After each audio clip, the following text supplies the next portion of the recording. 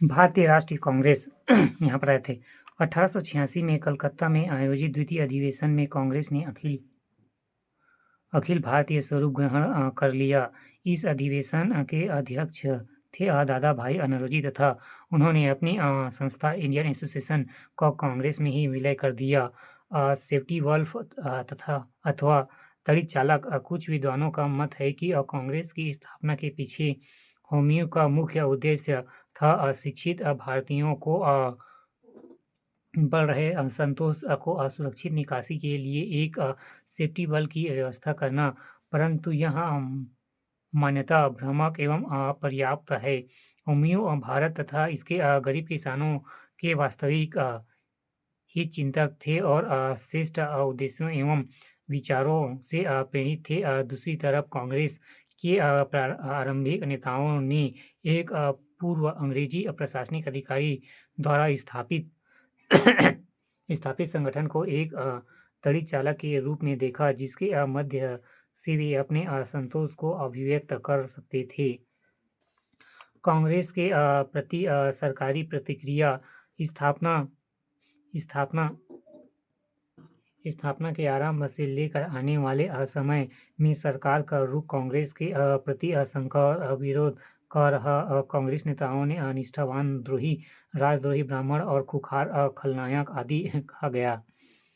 Viceroy Dufferin ने कांग्रेस को अत्यंत अल्पमत का प्रतिनिधित्व कहकर उसका मजाक उड़ाने की चेष्टा की। कर्नल कर्जन ने लिखा, कांग्रेस धाराशाही होने के लिए लड़खड़ाता रही और जब तक मैं भारत में हूँ मेरी महत्वाकांक्षा है कि मैं इसके शांतिपूर्ण निधन में सहायता दूं। सरकार ने कांग्रेस के कार्यक्रमों के प्रति शंका जाहिर करते हुए फूट डालो और शासन करो की नीति अपनाई और सर सैयद अहमद खां, शिव प्रसाद आदि लोगों को कांग्रेस विरोधी संगठन के लिए उकसाया। नरमपंथ उद्भव से लेकर 1905 तक भारतीय राष्ट्रीय कांग्रेस के जिन लोगों का वर्चस्व रहा उन्होंने नरमपंथी कहा जाता है।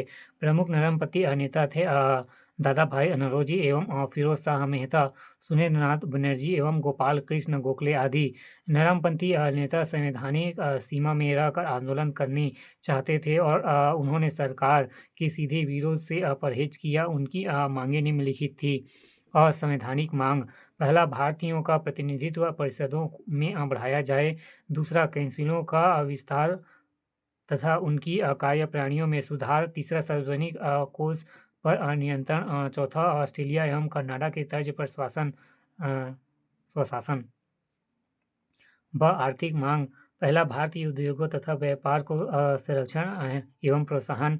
दूसरा, उन्होंने भारी करों को भारत की गरीबी एवं एक कारण बताया तथा नमक कर खत्म करने और जमीन की मालगुजारी घटाने की मांग की। तीसरा, प्रशासनिक और सैनिक खर्चों को कम करने की मांग। प्रशासनिक सुधार, पहला, प्रशासनिक सेवाओं के उच्चतर पदों का भारतीयकरण हो। दूसरा, प्रशासनिक खर्चे को कम करने की मांग। तीसरा, न्यायपालिका और कार्यपालिका के पृथक्करण की मांग। चौथा, ज्यूरी प्रथा को बढ़ाने की मांग। पांचवा, जनता के कल्याणकारी कार्यों को सरकार अपने हाथों में ले। आपातकाल में राहत, शिक्षा, कृषक तथा मजदूरों के कल्याण संबंधित सेवाओं का विस्तार की मांग की। छठवां, पुलिस प्रणाली में सुधार की मांग। नागरिक अधिकारों की सुरक्षा के संबंध में भाषा, विचार, अभिव्यक्त तथा प्रेस की स्वतंत्रता की मांग। कार्य पद्धति, रणनीति तथा आंदोलन के तरीके। उनका मानना था कि ब्रिटेन स्थित सरकार और ब्रिटिश जनता को भारतीयों की वास्तविक स्थिति का ज्ञान नहीं है। अगर उन्हें यह ज्ञान करा दिया जाए तो ब्रिटिश शासन को राष्ट्रीय शासन में बदला जा सकता है। उन्हें अंग्रेजों की न्यायप्रियता पर पूर्ण विश्वास था। नरमपंथियां सोचते थे कि अभी सीधी चुनौती देने का अनुकूल समय नहीं है। उनका यह भी मानना था कि ब्रिटेन के साथ राजनीतिक संबंध भारत के हित में हैं। इस हेतु उन्होंने दो दिशाओं में कार्य किया। पहला, शक्तिशाली जनमत तैयार करना और राष्ट्रीय भावना का राजनीतिक चेतना एवं जागृत करके जनता को संगठित करना। दूसरा, ब्रिटिश सरकार को सुधार के लिए तैयार करना, उसके लिए कानून की परिधि में आंदोलन तथा व्यवस्थित और क्रमिक राजनीति प्रगति करना। जनता की मांगों को याचिकाओं, स्मरण एवं पत्रों, प्रस्तावों एवं भाषणों और सभाओं के माध्यम से अधिकारियों तक पहुंचाना।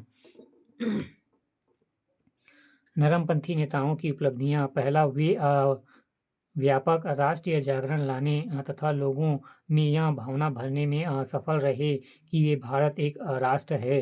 दूसरा, उन्होंने लोगों को राजनीतिक कला में प्रशिक्षित किया और जनतंत्र तथा राष्ट्रीयवाद के विचारों को लोकप्रिय बनाया। तीसरा, ब्रिटिश शासन द्वारा धन अपहरण, शोषण की अप्राणी का पर्दाफाश करने में नरमपंथी नेता पूर्णतः सफल रहे। चौथा, उन्होंने जनता को आधुनिक दृष्टिकोण प्रदान किया और राष्ट्रीयवादी आंदोलन को धर्मनिरपेक्षता का आधार दिया।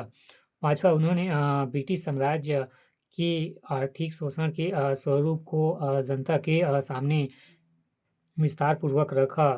उन्हें यह विचार स्थापित करने में सफलता मिली कि भारत का शासन भारतीयों के हितों में होना चाहिए।